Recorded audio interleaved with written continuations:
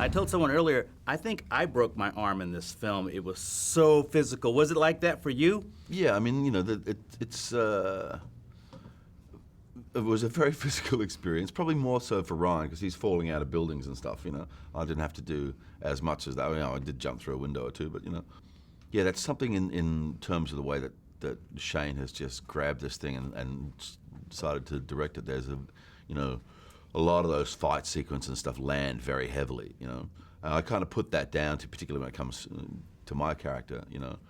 I mean, if you're somebody who collects debts for a living, you don't really want to have a long argument about that sort of thing. Right. So Jackson's kind of a brutal fellow when it comes to the physical aspect of things. What was it about Jackson that made you want to sign up for this deal? Really, man, I always make my decision based on the narrative, you know, and what the story is. You know, the genre doesn't really, you know, come into the equation for me, you know, to start with, and neither does the pedigree at first. It's really about what's on the page, and I really enjoyed reading it. I thought it was very dense, and I was kind of taken aback a little bit because it stands separate to me to what people are calling comedies these days, you know. Yeah.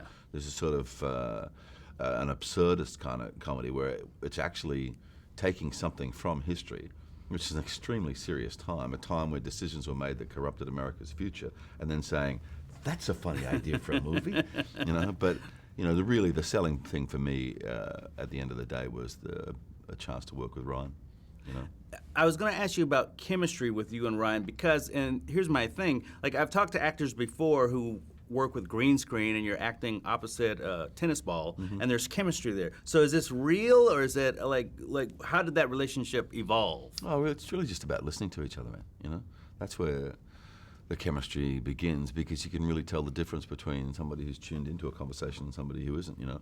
And, you know, I don't try to restrict where Ryan wants to go. I just try and, you know, stay with him because he's always going to make a left step.